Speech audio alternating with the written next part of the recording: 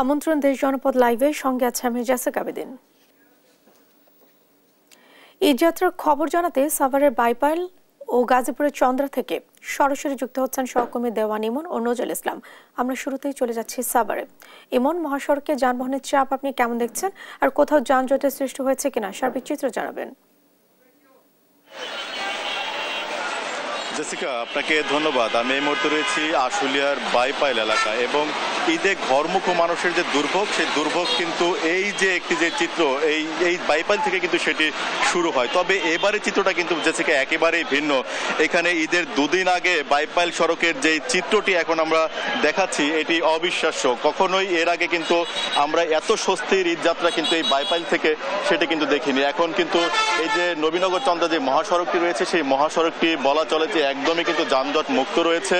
রাতের আমরা কিছুটা ধীর গতির যানজট দেখেছিলাম, কিন্তু দিনের বেলায় এসে কিন্তু সেই চিত্রটি একদমই পাল্টে গেছে। এখন কিন্তু একদমই স্বস্তি নিয়ে কিন্তু যারা ঘরমুখ মানুষ আছেন তারা কিন্তু এই শিল্পাঞ্চল কিন্তু তারা ত্যাগ করছেন। আমরা যদি উভয় পাশের চিত্রটি একটু দেখাই, আমরা যে স্থানটিতে এখন রয়েছি, যে বাইপাইল থেকে নবীনগর চন্দ্রা মহাসড়কটি কিন্তু এখন অনেকটাই যারা এই ঘরমুখ মানুষ হয়েছেন তাদের জন্য কিন্তু স্বস্তির হয়ে উঠেছে। একদমই কিন্তু এবারের যে চিত্রটি এটি কিন্তু একদমই ব্যতিক্রম। এর আগে কিন্তু কখনোই এই ধরনের চিত্র দেখা যায়নি। আমরা সকাল থেকে বিভিন্ন সড়ক ঘুরেছি, দেখেছি যে পুলিশ সদস্যের পাশাপাশি কিন্তু সেনাবাহিনীর সদস্যরা কিন্তু তারা ঈদযাত্রাকে নির্বিঘ্ন করতে কিন্তু তারা নিয়োজিত রয়েছেন। বিশেষ করে নবীনগর এবং ঢাকার যে মহাসড়কের নবীনগর স্থানটিতে কিন্তু সেনাবাহিনীর সদস্যরা টহল দিচ্ছে এবং যে সমস্ত এলোপাথারে যে সমস্ত যানবাহনগুলো ঢুকে পড়ছিল সেই যানবাহনগুলোকে কিন্তু তারা কিন্তু খুব সুশৃঙ্খলভাবে নিয়ন্ত্রণ করছিল এবং সেনাবাহিনীর নিয়োজিত থাকায় কিন্তু ঢাকার যে মহাসড়কে কোনো ধরনের কিন্তু যানজট আমরা কিন্তু দেখতে পাইনি। যেটি রয়েছে সেটি দু একটি স্থানে খুবই ছোট আকারে ধীর গতি। আমাদের এখানে একজন কর্মকর্তাকে দেখতে পাচ্ছি যিনি হাইওয়ে পুলিশের দায়িত্বে রয়েছেন। তিনি এই ফুট ওভার ব্রিজ থেকে পর্যবেক্ষণ করছেন পুরো সড়কটি। আমরা একটু তার কাছ থেকে জানতে চাইবো যে এবার কি পদক্ষেপ গ্রহণ করেছেন আপনারা। একটু আপনার কাছে জানতে চাই নির্বিঘ্ন করতে কি পদক্ষেপ আপনারা গ্রহণ করেছেন। দেখুন, আমরা এবারে ঈদ একদম সমাগত। আপনারা দেখতেছেন রাস্তার দুই পাশে একদম খুব ভালোভাবে গাড়ি চলছে, কোথাও গাড়ি থেমে নাই। আমরা সমন্বিতভাবে হাইওয়ে পুলিশ, জেলা পুলিশ, কোথাও আমাদের সেনাবাহিনীও আমাদের হেল্প করতেছে, বিভিন্ন এজেন্সি আছে, সবাই মিলে। এমনকি এখানে যে আপনার এক্সপ্রেসওয়ের কাজ চলতেছে, তাদের যে নিজস্ব যে ট্রাফিক যারা ডিউটি করে তারাও আমাদের সাথে এক হয়েছে। সকলের সমন্বিত প্রচেষ্টায় এখন পর্যন্ত আমাদের এই অবস্থা, অন্তত যান চলাচল স্বাভাবিক আছে, নির্বিঘ্ন আছে। ধন্যবাদ আপনাকে। জেসিকা, যেমনটি শুনছিলেন যে হাইওয়ে পুলিশ বলছে যে সকলের প্রচেষ্টায় কিন্তু এবার একটা খুব সুশৃঙ্খলভাবে কিন্তু তারা ঈদ যাত্রা কিন্তু যারা এই যে নগর ছেড়ে যারা গ্রামের উদ্দেশ্যে নারীর টানে যারা বাড়ি ফিরছেন তারা কিন্তু খুব স্বস্তি নিয়েই এখনো পর্যন্ত কিন্তু এই ঈদ যাত্রাটিতে তারা কিন্তু রওনা হয়েছেন। তো এখানে কিন্তু আমরা যেটি দেখেছি যে এই যে শিল্পাঞ্চলে যে সমস্ত দুর্ভোগগুলো হয় সেটি কিন্তু এবার অনেকটাই কম। আর যেই সমস্ত বিষয়গুলো রয়েছে যে ওই অতিরিক্ত ভাড়া আদায় এবং ওই অন্যান্য যে সমস্ত বিষয়গুলো প্রতিবারই আমরা দেখি যে সড়কে কিন্তু গাড়ি থামে চাঁদাবাজির যে বিষয়গুলো থাকে লোকালি, সেই বিষয়গুলো কিন্তু চলমান রয়েছে। এছাড়া কিন্তু যানজটের যেই দুর্ভোগটি সেটি কিন্তু এখনো পর্যন্ত ওইভাবে সড়কে নেই।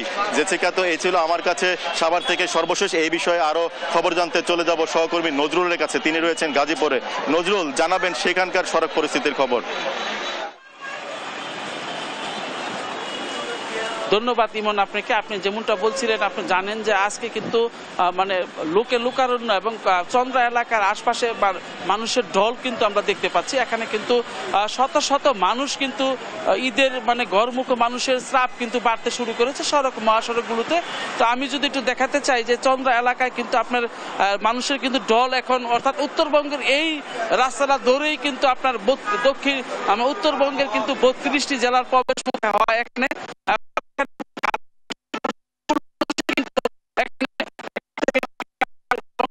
টিকিট সংগ্রহ করে কিন্তু যার যার গন্তব্য যাচ্ছেন। আপনি দেখতে পাচ্ছেন যে ফ্লাইওভারের উপরেও কিন্তু গাড়ির ধীরগতি রয়েছে, তার গাড়ি কিন্তু যান চলাচল স্বাভাবিক রয়েছে। কিন্তু এখনো আমরা যে সবগুলো রুটের খবর নিয়েছি, ঢাকা টাঙ্গাইল, ঢাকা ময়মনসিংহ রুটে কোথাও কিন্তু এখন পর্যন্ত কোনো দীর্ঘ যানজট হয়নি এবং থেমে থেমে গাড়ি চলতেছে। তো এমনিতে আর কোথাও কিন্তু কোনো দীর্ঘ যানজটের কোনো খবর আমরা পাইনি। তবে আমরা দেখতে পেয়েছি যে চন্দ্রা এলাকায় কিন্তু এখনো ঈদে ঘরমুখ মানুষের যে স্রোত সেটা কিন্তু বইতে শুরু করেছে। আপনি জানেন যে আজকেও গার্মেন্টস ছুটি হবে, হওয়ার পর হয়তো বা রুটে আরেকটু চাপ বাড়বে। তবে আপনার এখানে কিন্তু পুলিশ প্রশাসন আমরা দেখতে পেয়েছি যে পুলিশ প্রশাসন যারা রয়েছেন তারা কিন্তু আপনার নিরলসভাবে কিন্তু কাজ করে যাচ্ছেন। তারা কিন্তু আইন শৃঙ্খলা নিয়ন্ত্রণে তারা এখানে কিন্তু 400-র মতন পুলিশ তারা নিয়োজিত রয়েছেন। এর পাশাপাশি আপনার 820টি কিন্তু আপনার টিম করে তারা বিভিন্ন জায়গায় কিন্তু তারা ছড়িয়ে রয়েছেন। এছাড়া কিন্তু আপনার 300টির মতন চেকপোস্ট রয়েছে। এছাড়া কিন্তু ভ্রাম্যমাণ আদালত রয়েছে এবং জেলা প্রশাসন, পুলিশ প্রশাসন মিলে যাতে ঈদে ঘরমুখ মানুষ স্বস্তিতে বাড়ি ফিরতে পারে তার জন্য কিন্তু ব্যাপক প্রস্তুতি রাখা হয়েছে। তো এখানে কিন্তু আমরা কথা বলেছিলাম এডিশনাল হাইওয়ে এডিশনাল এসপি উনি যে রয়েছে সীমারানী সরকার, ওনার সাথে কথা বলেছিলাম। উনি যেটা জানিয়েছেন যে এখানে কিন্তু যে ভ্রাম্যমাণ যে দোকানপাট সেগুলো কিন্তু তারা সরিয়ে দিয়েছেন এবং তাদের লোকজন এখানে কিন্তু 400 লোকজন তারা কিন্তু কাজ করছেন এবং সবকিছু মিলে কিন্তু একটি ঈদে ঘরমুখ মানুষকে স্বস্তি দেওয়ার জন্য আইন শৃঙ্খলা বাহিনীর যথেষ্ট পরিমাণ সজাগ দৃষ্টি রাখছেন এবং সব জায়গায় কিন্তু আমরা দেখতে পাচ্ছি যে মানুষ কিন্তু স্রোত এখন বইতে শুরু করছে। অর্থাৎ চন্দ্রা এলাকার দিকে কিন্তু মানুষের স্রোত, তো সবকিছু মিলে কিন্তু একটা স্বস্তিদায়ক ঈদ করবেন এরকমটাই কিন্তু সাধারণ মানুষ আশা করছেন। তো এই ছিল আমার কাছে চন্দ্রা এলাকা থেকে ঈদে ঘরমুখ মানুষের খবরাখবর নিয়ে সর্বশেষ। জেসিকা। নজরুল, আপনাকে ধন্যবাদ। সেই সাথে ধন্যবাদ জানাচ্ছি ইমন আপনাকে। দর্শক, ঈদে ঘরমুখ মানুষের খবরাখবর জানাচ্ছিলেন আমাদের সহকর্মীরা। এবারে জানবো আমরা নৌ রুটের খবর। ঈদে ঘরমুখে মানুষের যাত্রা নিয়ে জানাতে মানিকগঞ্জের পাটুরিয়া ফেরিঘাট থেকে যুক্ত হচ্ছেন সহকর্মী আব্দুল আলিম। ফেরিঘাটে এখন ব্যস্ততা কেমন দেখছেন আপনি? সার্বিক চিত্র জানান। দেশের দক্ষিণ পশ্চিমাঞ্চলের 21 জেলার অন্যতম প্রবেশ পথ হচ্ছে পাটুরিয়া দৌলতদিয়া এবং আরিচা কাজিরহাট, দুইটি নৌরুট। তো এই নৌরুটে কিন্তু ঈদে ঘরমুখ যাত্রীদের উপচে পড়া ভিড় আমরা লক্ষ্য করেছি।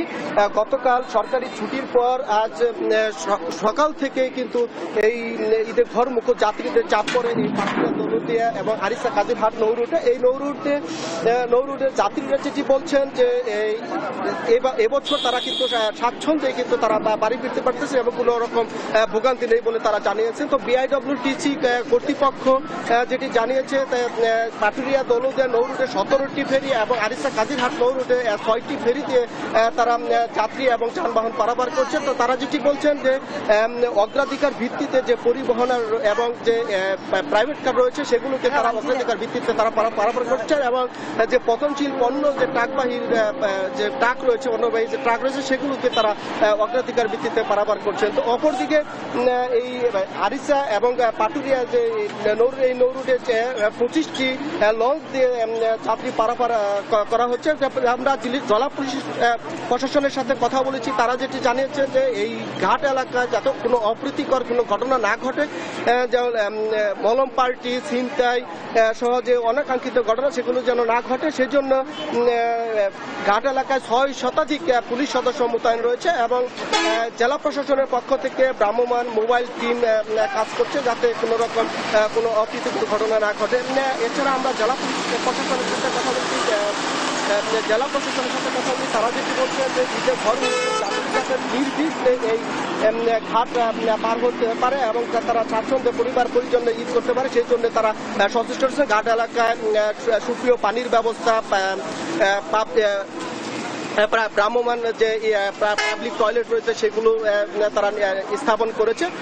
তো আমরা যাত্রীদের সাথে যে কথা বলেছি তারা যেটি বলছেন যে আসলে এবছর কোনো ভোগান্তি ছাড়াই যে পুলিশ প্রশাসন, জেলা প্রশাসন, বিআইডব্লিউটিসি কর্তৃপক্ষ যে পদক্ষেপ নিয়েছে সেই পদক্ষেপগুলো অনেক ভালো একটি পদক্ষেপ নিয়েছে যে যাত্রীদের যাতে কোনো রকম ভোগান্তি না হয় সেই জন্য তারা সচেষ্ট রয়েছে বলে জানিয়েছে। তো আরেকটি কথা বলে রাখি যে পদ্মা সেতু হওয়ার আগে কিন্তু এই পাটুরিয়া ঘাট এলাকায় ঘাট এলাকায় অনেক ভোগান্তি হতো। তো এই মাওয়া ঘাটের পদ্মা সেতু হওয়ার পরে কিন্তু এই পাটুরিয়া ঘাট এলাকায় কিন্তু চাপ অনেকটা কমে গেছে এবং ভোগান্তি নেই বললেই চলে। তো আমরা সকাল থেকে এই ঘাট এলাকায় অপেক্ষা করছি। ঘাট এলাকায় তেমন দীর্ঘ কোনো গাড়ির সারি নেই এবং চাপ নেই।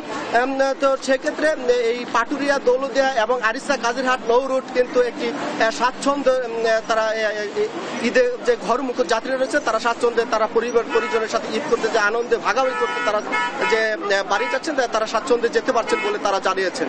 তো জেসিকা, আমার কাছে এই ছিল পাটুরিয়া দৌলতদিয়া নৌ রুটে যে ঈদ যাত্রা তার সর্বশেষ খবর। আলিম, আপনাকে ধন্যবাদ। দর্শক, নৌ রুটে ঈদ যাত্রার খবর জানাচ্ছিলেন আমাদের সহকর্মী আব্দুল আলিম। ঢাকা, চট্টগ্রাম ও ঢাকা টাঙ্গাইল মহাসড়কের খবর জানাতে সরাসরি যুক্ত হচ্ছেন আমাদের সহকর্মী বিল্লাল হোসেন ও শুভ কুমার ঘোষ। শুরুতে আমরা চলে যাচ্ছি সিরাজগঞ্জে। বিল্লাল, মহাসড়কে কেমন দেখছেন ব্যস্ততা, আমাদের বিস্তারিত জানাবেন। জেসিকা, ঢাকা চট্টগ্রাম মহাসড়কে আজকে সকাল থেকেই মানুষের যে উপচে পড়া ভিড় সেটি আমরা দেখেছি। ঈদ যাত্রায় যে ঘরমুখ মানুষ এই রাজধানী ছেড়ে বাড়ির পথে রওনা হচ্ছেন, সেই ঢল কিন্তু আজকে যতই এখন সময় যাচ্ছে ততই মানুষের ভিড় এই মহাসড়কে বেড়েছে। এবং মহাসড়কের শিমডাইল সাইনবোর্ড পয়েন্ট থেকেই মূলত এই ঢাকা চট্টগ্রাম পথের যে যাত্রী তারা কিন্তু বাড়ির উদ্দেশ্যে রওনা হচ্ছেন। একই অবস্থা ঢাকা সিলেট মহাসড়কের সড়কের পাশে থাকা যে বাস কাউন্টার রয়েছে সেখানেও আমরা এই যাত্রীদের যে ওঠানামা এবং যাত্রীদের যে ঢল সেটি আমরা দেখেছি। এবং এখনো কিন্তু মানুষ আসছে। মানুষ কিন্তু যারা বাস কাউন্টারগুলিতে এসেছেন তারা এই গরমের হাসপাস অবস্থার মধ্যেই বসে আছেন। কখন আসলে তাদের যানবাহন পাবেন, তারা দূরপাল্লার যানবাহনে করে কখন বাড়ির পথে রওনা হবেন। তবে কিছু কিছু যাত্রী অভিযোগ করেছেন যে তাদের কাছ থেকে বাড়তি ভাড়াও নেওয়া হচ্ছে, যেটি স্বাভাবিক সময়ের তুলনায় 50 থেকে 100 টাকা, যেটি আসলে ঈদ যাত্রায় প্রতি বছরই এই বাস কাউন্টারগুলি তারা নিয়ে থাকেন। তো এর পাশাপাশি মহাসড়কের যে নারায়ণগঞ্জের অংশ রয়েছে ঢাকা চট্টগ্রামের, এই অংশের কোথাও কোনো ধরনের যানজট না থাকলেও যে বাড়তি যানবাহনের চাপ সেটি কিন্তু আজকে সৃষ্টি হয়েছে, যেটি গত কয়েকদিনের তুলনায় আজকে অনেক সংখ্যক যানবাহনই রয়েছে। সড়ক জনপথ বিভাগ ধারণা করছেন এই মহাসড়কে ঈদ যাত্রায় প্রতিদিন প্রায় 50,000 যানবাহন এই দক্ষিণ পূর্ব অঞ্চলের দিকে ছেড়ে যাবে। একই সঙ্গে ঢাকা সিলেট মহাসড়কের কথা যদি বলি, এই সড়কের তারাবো এবং রূপসী এলাকাতে সেখানে কিন্তু ধীর গতিতে যানবাহনগুলো চলাচল করছে। এই সড়কটি মূলত নতুন করে চাল নির্মাণের কাজ চলছে এবং সরু সড়ক হওয়ার কারণে নারায়ণগঞ্জের অংশের যে কাশপুর থেকে 2500-এর পুরিন্দা বাজার পর্যন্ত রয়েছে, এই অংশের বেশ কিছু জায়গাতে যানবাহনগুলো ধীর গতিতে চলাচল করার কারণে মূলত যাত্রীদের কিন্তু কিছুটা ভোগান্তি হচ্ছে এবং অতিরিক্ত সময় যাচ্ছে। তবে এখনো দুই মহাসড়কের কোথাও বড় ধরনের কোনো যানজটের খবর আমরা পাইনি। জেলা নারায়ণগঞ্জের হাইওয়ে পুলিশের পক্ষ থেকে আমাদেরকে জানানো হয়েছে যে মহাসড়কের 17টি পয়েন্টে যে বাড়তি পুলিশ মোতায়েন করেছে, তারা অনিরাপদ স্থান চিহ্নিত করে সেখানে পুলিশ রেখেছেন, যাতে করে যানবাহনগুলো দ্রুত মহাসড়ক পারাপার হয়ে নারায়ণগঞ্জের অংশ পার হতে পারে।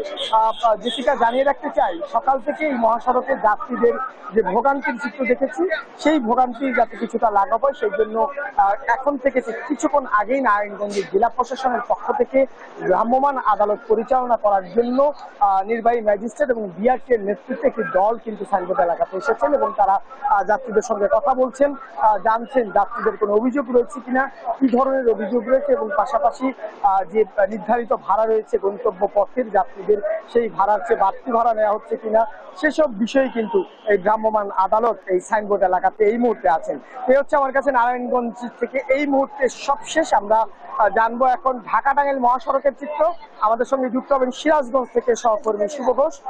শুভ, জানাবেন সিরাজগঞ্জ থেকে ঢাকা টাঙ্গাইল মহাসড়কের এই মুহূর্তে সবশেষ চিত্র।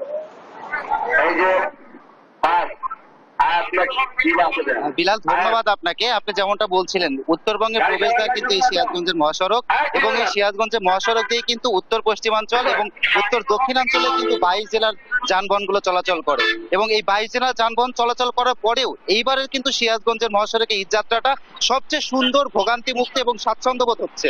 আমরা আছি এই মুহূর্তে হাটিকুমরুল গোলচত্বর এলাকায়। আপনি কিন্তু এখানে দেখতে পাচ্ছেন যে গাড়ির যে চাপটা অন্যান্য বছরে থাকে, এই বছরে ওই চাপটা লক্ষ্য করা যাচ্ছে না। এর একটা বড় বড় কারণ কিন্তু যে মহাসড়কের কোথাও কোনো ভোগান্তি নেই, যানজট নেই, ধীরগতি নেই। এর ফলে যে গাড়িগুলো চলে যাচ্ছে তারা কিন্তু স্বাভাবিক গতিতে এই মহাসড়কটাও গোলচত্বর এলাকাটা পার হচ্ছে, যার ফলে কিন্তু এইখানে সহ মহাসড়কের কোথাও কোনো প্রতিবন্ধকতা দেখতে পাচ্ছি না।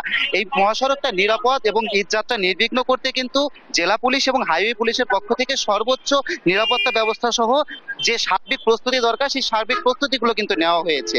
মহাসড়কে কিন্তু অতিরিক্ত পুলিশ মোতায়েন করা হয়েছে জেলা পুলিশের পক্ষ থেকেই 644 জন এবং হাইওয়ে পুলিশের পক্ষ থেকে 150 জন।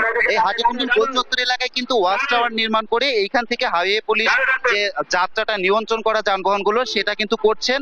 তারা কিন্তু যে মহাসড়কে ঈদকে সামনে রেখে একটা প্রতারক চক্র সহ অনেকেই অনেক বিব্রতকর একটা পরিস্থিতিতে ফেলেন যাত্রী বা গণপরিবহন চালকদের, সেই জায়গাগুলোতেও কিন্তু নিরাপদ রাখতে তারা কাজ করে যাচ্ছেন। আমরা সার্বিক অবস্থা নিয়ে এই যাত্রা নিয়ে আমরা কথা বলবো হাটিকুন্ডুল হাইওয়ে থানা পুলিশের একজন সার্জেন্ট জাহিদের সঙ্গে। জাহিদ, একটু আমাদেরকে বলবেন যে এবারে ঈদ যাত্রাটা কেমন হচ্ছে এবং আপনারা এই ঈদ যাত্রা নির্বিঘ্ন করতে নিরাপত্তা দিতে কতটুকু প্রস্তুত আছেন? ধন্যবাদ আপনাকে। আপনারা বিগত বছরগুলো যদি কম্পেয়ার করে দেখেন, এবার আমরা পরিপূর্ণ আশাবাদী যে হাটিকুন্ডুল হাইওয়ে থানা উত্তরবঙ্গমুখী যাত্রীদেরকে 100% যাত্রী সেবার মধ্যে যানজট মুক্তভাবে নিরাপদভাবে বাড়ি পৌঁছানোর জন্য আমরা দিনরাত অক্লান্ত পরিশ্রম করে যাচ্ছি। আমাদের police super highway police Bogura reason sir গত সারা রাত আমাদের সঙ্গে কাজ করছে। এছাড়াও আমাদের বাড়তি নিরাপত্তা হিসাবে আপনারা দেখতে পাবেন যে এখানে আমাদের রেকার সার্বক্ষণিক রাখা হয়েছে, কারণ যদি মহাসড়কের কোথায় কোনো দুর্ঘটনা অথবা গাড়ি বিকল হয়ে যায় আমরা তাৎক্ষণিক সেখানে গিয়ে গাড়িটা অপসারণ করে আবার যান চলাচল স্বাভাবিক করছি। এছাড়া যদি কোনো যাত্রী অসুস্থ হয়ে যায় তাৎক্ষণিক আমরা অ্যাম্বুলেন্সের সেবার ব্যবস্থা করেছি। তো সার্বিক বিষয় বিবেচনা করে এবার আমরা আশাবাদ ব্যক্ত করতে পারি যে উত্তরবঙ্গমুখী ঈদ যাত্রীদেরকে আমরা নিরাপদ, নির্বিঘ্নে এবং স্বাচ্ছন্দ্যময় ভাবে আমরা বাড়িতে পৌঁছিয়ে দিয়ে তাদের পরিবারের সাথে ঈদ যাত্রা ঈদ আনন্দ উপভোগ করতে পারবে বলে এবার আমরা আশাবাদ ব্যক্ত করছি। ধন্যবাদ জাহিদ আপনাকে। জেসিকা, আমরা যেমনটা শুনছিলাম যে পুলিশের পক্ষ থেকে কিন্তু সর্বোচ্চ নিরাপত্তা ব্যবস্থা নিশ্চিত করা হয়েছে, পাশাপাশি কিন্তু আমরা কথা বলেছি যারা ঘরমুখো মানুষ আছে সেই ঘরমুখো অনেক মানুষের সঙ্গে, তারা কিন্তু বলেছেন যে এইবারের যে ঈদ যাত্রা অন্যান্য বছরের চেয়ে এইবার তারা অনেক বেশি স্বাচ্ছন্দ্য বোধ করছেন এবং নারীর টানে বাড়ি ফেরার যে একটা মানুষের যে একটা আশ্বস্ত সেটা কিন্তু তারা মানে বাস, ট্রাক, গণপরিবহন সহ তারা খোলা ট্রাক এবং পিকআপেও কিন্তু তাদেরকে প্রিয়জনের কাছে ফিরতে দেখেছি। জেসিকা, এই ছিল সিরাজগঞ্জের মহাসড়ক থেকে আমার কাছে সর্বশেষ। শুভ এবং বিল্লাল, আপনাদের দুজনকে ধন্যবাদ ঈদ যাত্রার খবর আমাদের দর্শকদের জানাবার জন্য। ঈদ ঘনিয়ে আসায় সারা দেশের বিপণী বিতানগুলোতে জমে উঠেছে ঈদ কেনাকাটা। বিস্তারিত জানাতে বরিশাল ও ময়মনসিংহ থেকে সরাসরি যুক্ত হচ্ছেন আমাদের সহকর্মী শাকিল মাহমুদ ও ইলিয়াস আহমেদ। শুরুতে আমরা চলে যাচ্ছি বরিশালে। শাকিল, ক্রেতাদের কেমন ভিড় দেখছেন আপনি? কোন ধরনের পোশাক বেশি বিক্রি হচ্ছে? দেখুন, ঈদকে কেন্দ্র করে কিন্তু শেষ মুহূর্তে একেবারেই শেষ মুহূর্তে কিন্তু বরিশালে যে ঈদের মার্কেট সেটি কিন্তু জমজমাট হয়ে উঠেছে এবং ক্রেতা বিক্রেতার হাক ডাকে কিন্তু মুখরিত হয়েছে পুরো এলাকাটি। আপনি দেখতে পাচ্ছেন যে এই মুহূর্তে আমি আছি কিন্তু চকবাজার এলাকায় এবং এই চকবাজার এলাকায় কিন্তু যে দোকানগুলো আছে সেখানে যেমন ক্রেতাদের ভিড় হচ্ছে ঠিক তেমনি ফুটপাতেও কিন্তু নানা ধরনের পণ্য নিয়ে বসেছে দোকানিরা এবং সেখানেও কিন্তু ভিড় আমরা দেখতে পাচ্ছি এবং পুরো চকবাজার এলাকাটিতে কিন্তু যান চলাচল একেবারেই বন্ধ করে দিয়েছে পুলিশ এবং ক্রেতারা কিন্তু এতে স্বাচ্ছন্দ্যে নিজের পছন্দের দোকানগুলোতে গিয়ে কিন্তু তারা পণ্য ক্রয় করছে। শুধু এই চকবাজার এলাকায় নয়, আমরা কিন্তু মধ্যবিত্ত এবং নিম্নবিত্তের যে মার্কেট মহসিন মার্কেট সেখানেও কিন্তু আমরা দেখেছি যে আসলে শেষ মুহূর্তে ভিড় হচ্ছে। আমরা বেশ কয়েকজনের সাথে কথাও বলেছিলাম মহসিন মার্কেটে গিয়ে, সেখানে কিন্তু তারা জানিয়েছে যে মাত্র 3000 বা 5000 টাকা কিন্তু তাদের বাজেট এবং এর মধ্যেই কিন্তু পরিবারের সবাইকে কিন্তু নিজের সাধ্য অনুযায়ী যারা যারা শ্রমজীবী মানুষ আছে তারা কিন্তু তাদের পরিবারের সবার জন্য ঈদ মার্কেট করছে। এর পাশাপাশি আমরা কিন্তু শপিং মলগুলোতেও দেখেছি যে অনেকটি ভিড় হচ্ছে, এবং তবে এবার যেটা অভিযোগ আসলে ক্রেতাদের সেটা হলো গিয়ে যে আসলে সব যে পণ্যগুলো আছে সব কিছুরই আসলে দাম গতবারের থেকে কিছুটা বেশি বলে কিন্তু তারা অভিযোগ করেছেন, এবং এর পাশাপাশি আসলে পছন্দের ঠিক তেমন একটা পণ্য নেই বলেও তাদের অভিযোগ। তবে সব অভিযোগ অস্বীকার করেছে কিন্তু বিক্রেতারা যেটা আমাদেরকে জানিয়েছে যে এবার মার্কেট কিন্তু অনেকটাই আসলে অনলাইন নির্ভর হয়ে দাঁড়িয়েছে, কারণ অনলাইনে যে পণ্যগুলো তারা দেখে সেগুলোই আসলে তারা ছবি তুলে এনে মার্কেটগুলোতে তারা খুঁজছে, এবং বেশিরভাগই আসলে পাকিস্তানি যে সালোয়ার কামিজগুলো আছে সেগুলো কিন্তু নারীদের পছন্দের তালিকায় আছে বলে কিন্তু তারা জানিয়েছে, যেহেতু গ্রীষ্মকাল এবং সেই আবহাওয়াকে মাথায় রেখেই আসলে এরকম বেচা বিক্রি।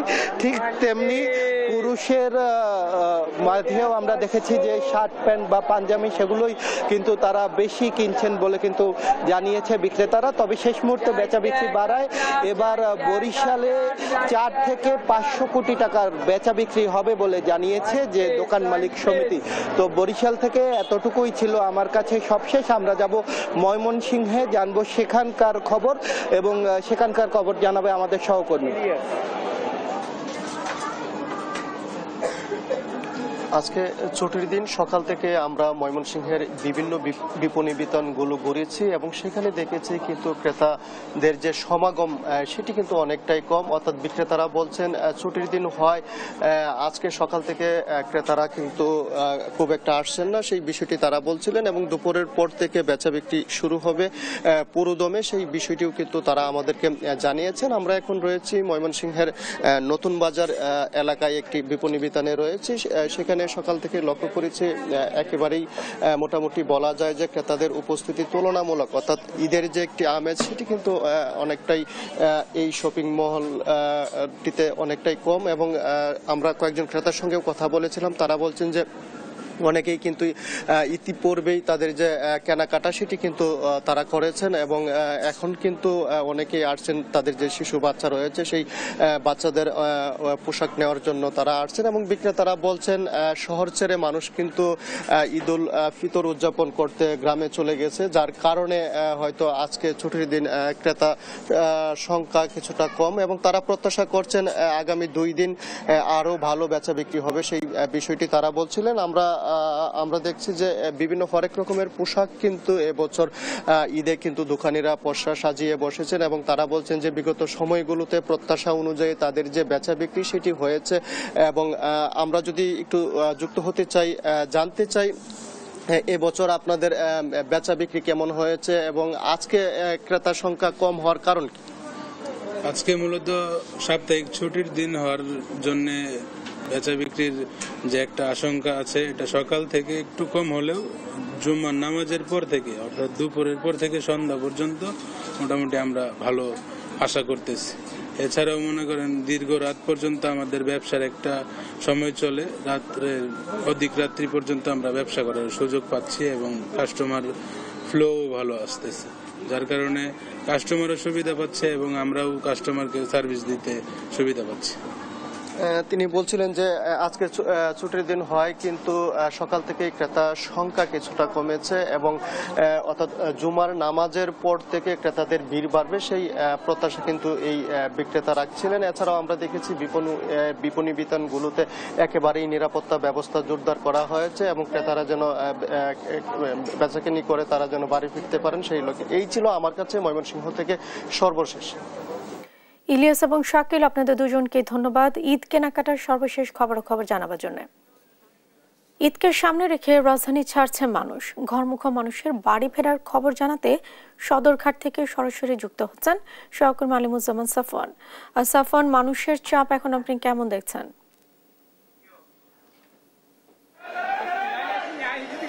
জেসিকা, আমি কিন্তু সদরঘাট লঞ্চ টার্মিনালে রয়েছি এবং সকাল 6টার পরে কিন্তু এই সদরঘাট লঞ্চ টার্মিনালে কিন্তু উপচে পড়া ভিড় ছিল এবং সেই ভিড়টি কিন্তু সকাল 9টা পর্যন্ত ছিল। তো সকাল 9টা পর্যন্ত বা তার কিছু পরে চাঁদপুর রুটের যে লঞ্চগুলো রয়েছে সেগুলো কিন্তু ঢাকা ছেড়ে গিয়েছে।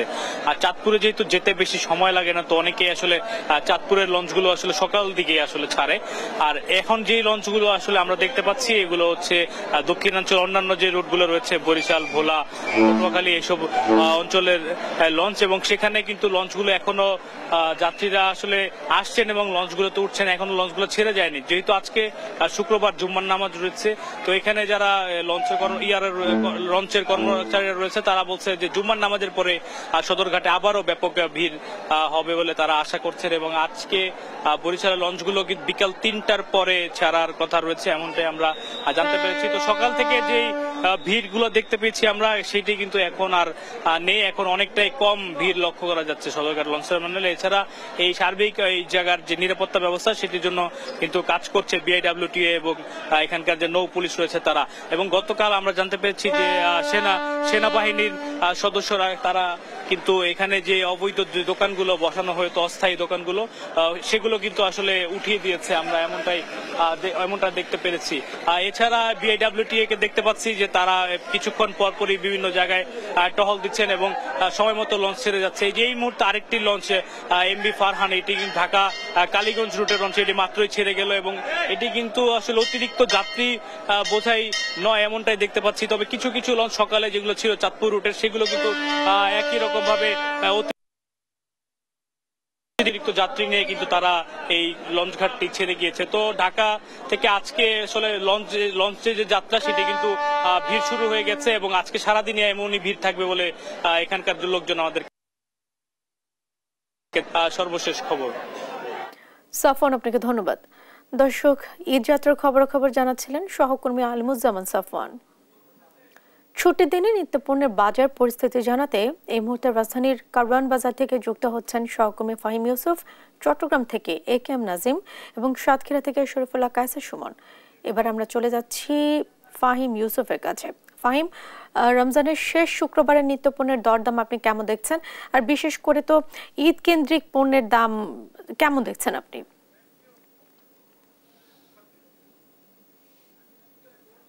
আমরা আছি রাজধানীর কারওয়ান বাজারে আমরা দেখতে পাচ্ছি যে ঈদকে কেন্দ্র করে সাধারণ মানুষের যে এক ধরনের ভিড়, তারা নিত্যপণ্যের যেসব জিনিসপত্র রয়েছে সেগুলো কিনতে কিন্তু ভিড় করছেন রাজধানীর কারওয়ান বাজারে।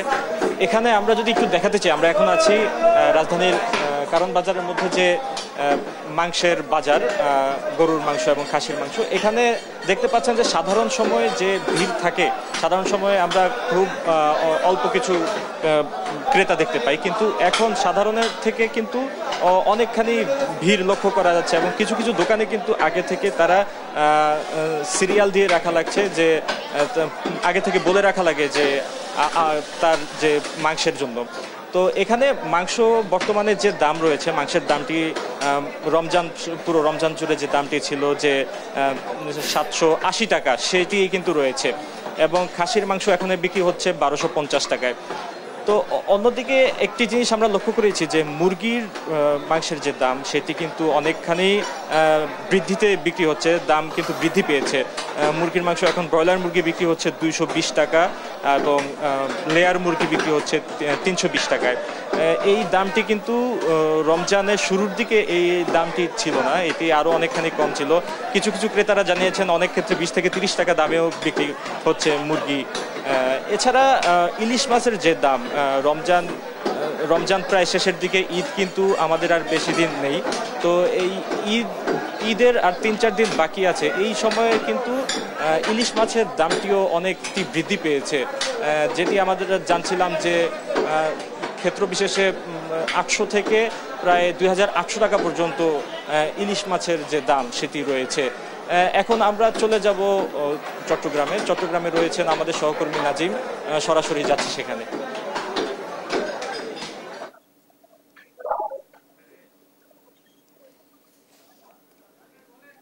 গত 2 মাস ধরে সবজির বাজার সুস্থ থাকলেও কিন্তু গত 2 দিন ধরে কিন্তু সবজির বাজারে আবারও আগুন ছড়াচ্ছে, কারণ গত 2 দিন ধরে সবজির যেসব 2 মাস ধরে যেসব সবজি স্বস্তির মধ্যে ছিল সেগুলো কিন্তু কেজি 10 থেকে 15 টাকা, আবার মানডেতে 20 থেকে 25 টাকা পর্যন্ত বেড়ে চলছে। কারণ আমরা এখানে দেখেছি টমেটো গত সপ্তাহে বিক্রি হয়েছিল আপনার 15 থেকে 20 টাকা, সেটি এখন বিক্রি হচ্ছে 35 থেকে 40 টাকা পর্যন্ত। পাশাপাশি লেবু, শসা, অন্যান্য যেসব শাকসবজি রয়েছে সবগুলো শাকসবজির দামই ঊর্ধ্বমুখীর দিকে। কারণ ব্যবসায়ীরা যেটি বলছেন, শীতকালীন সবজি বাজার থেকে যখন ধীরে ধীরে শেষ হয়ে যাচ্ছে, গ্রীষ্মকালীন সবজি যখন বাজারে প্রবেশ করছে এতে করে আসলে দাম কিন্তু ধীরে ধীরে বাড়ছে। করলা এখানে বিক্রি হচ্ছে 100 থেকে 110 টাকা, বেগুন 60 থেকে 65 টাকা, ঝিঙ্গা বিক্রি হচ্ছে আপনার 70 থেকে 75 টাকা, পটল বিক্রি হচ্ছে 80 টাকা করে, ফুলকপি, বাঁধাকপি সবগুলো সবজির আসলে দাম ধীরে ধীরে বাড়ছে। সবচাইতে যেটি আমরা দেখেছি এখানে সবজির যে দাম বাড়ছে সেটির পাশাপাশি কিন্তু মাছ মাংসের দাম আরো বাড়ছে। কারণ গত কালকে ব্রয়লার মুরগি আপনার বিক্রি হয়েছিল 180 থেকে 25 টাকা, সেই ব্রয়লার মুরগি যেটি আমরা ফার্মের মুরগি বলে থাকি সেটি এখন বিক্রি হচ্ছে আপনার 280 থেকে প্রায় 300 টাকা পর্যন্ত। পাশাপাশি দেশি যেসব মাছ রয়েছে রুই, কাতলা, মৃগেল, কালিবাউ, সেসব মাছের পাশাপাশি সামুদ্রিক যেসব মাছ রয়েছে এগুলোর কিন্তু দাম ঊর্ধ্বমুখী। এতে করে আসলে ব্যবসায়ীরা যেটি বলছেন বাজারে শীতকাল শেষ হওয়ার পর থেকে কিন্তু একটি চক্র কিন্তু কৃত্রিম সংকট তৈরি করার চেষ্টা করছে। কৃত্রিম সংকট তৈরি করার কারণে কিন্তু বাজারগুলোতে ধীরে ধীরে এসব নিত্যপণ্য প্রয়োজনীয় দাম অস্বাভাবিকভাবে বাড়ছে। শীতকালীন সবজি বাজার থেকে শেষ হয়ে যাওয়ার পর থেকে কিন্তু গ্রীষ্মকালীন সবজির দাম অস্বাভাবিকভাবে বেড়ে চলছে। এতে করে সাধারণ মানুষের মাঝে ক্ষোভ বিরাজ করছে, তারা বাজার থেকে অর্থবাদান করা প্রয়োজন। এখন আমরা চলে যাবো সাতক্ষীরায়, সেখানে নিচে আমাদের সহকর্মী সুমন, তিনি জানাবেন বাজার সুমন।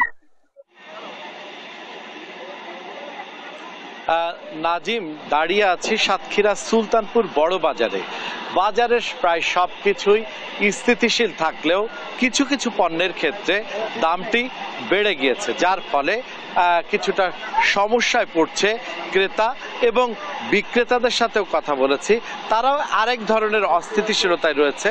দাম বাড়ার কারণে অনেকটা বেচা বিক্রি কম হয়, তারাও অনেকটা সংকটের মধ্যে আছে। আমার বাম পাশে যিনি চাল বিক্রেতা আছেন তিনি যেটি জানালেন, অতি সম্প্রতি যে চালের দাম কিছুটা বেড়ে গিয়েছে, যার ফলে তিনি কিন্তু বললেন যে আগে যেভাবে তার বেচাকেনা হতো তিনি যে যতটা স্বস্তিতে ছিলেন তা কিন্তু কমে গিয়েছে। আমরা তার সাথে কথা বলেছি, তিনি সেটাই কিন্তু জানালেন। আবার ক্রেতাদের সাথেও কথা বলেছি, ক্রেতারাও জানালেন বেগুনের দাম কিছুটা বেড়েছে। এছাড়া কিছু কিছু পণ্যের ক্ষেত্রে দামটা বেড়ে যাওয়ায় তাদের মধ্যে এক ধরনের অস্বস্তি তৈরি হয়েছে। তবে যতটা বেড়ে গিয়েছে তার থেকে বেশি অস্থিতিশীলতা আবহাওয়াগত কারণেই বলে মনে হয়েছে। আমরা একজন ক্রেতার সাথে কথা বলছি। বাজারে কি অবস্থা? বাজারে আগে যেমন শাকসবজি দাম অনেক কম ছিল, এখন একটু বেড়েছে সামান্য। পেঁয়াজ, আলুর দামটা রিজনেবল আছে, চালের দামও বেড়েছে কিছুটা, আর মুরগির দাম অনেক বেড়ে গেছে। হ্যাঁ, যেমনটি শুনছিলাম যে বাজারে অনেক কিছুতেই দামটা অনেকটা স্বস্তির মধ্যে এসেছে এবং ক্রেতা বিক্রেতাদের মধ্যে অনেকটা স্বস্তিও রয়েছে। তবে যেটি হচ্ছে যে সব পণ্যে কিছুটা বেড়েছে, চাল এবং অন্যান্য মুদি পণ্য এবং বেগুন, ক্ষীরা এসবের ক্ষেত্রে সেগুলো যেন স্থিতিশীল থাকে, এটাই প্রত্যাশা করেছে ক্রেতারা। এই ছিল সাতক্ষীরার বাজার দরের সর্বশেষ। দর্শক, আমরা আপনাদেরকে ফিরিয়ে নিয়ে যাচ্ছি স্টুডিওতে জেসিকার কাছে। জেসিকা, এই ছিল সর্বশেষ। সুমন, আপনাকে ধন্যবাদ। সেই সাথে ধন্যবাদ জানাচ্ছি নাজিম এবং ফাহিম, আপনাদের দুজনকে। দর্শক, ছুটির দিনে নিত্যপণ্যের দরদাম সম্পর্কে জানাচ্ছিলেন আমাদের সহকর্মীরা। এই ছিল এখনকার দেশ জনপদ লাইভ। পরে বুলেটিন দেখার আমন্ত্রণ রইল। ধন্যবাদ সাথে থাকার জন্য।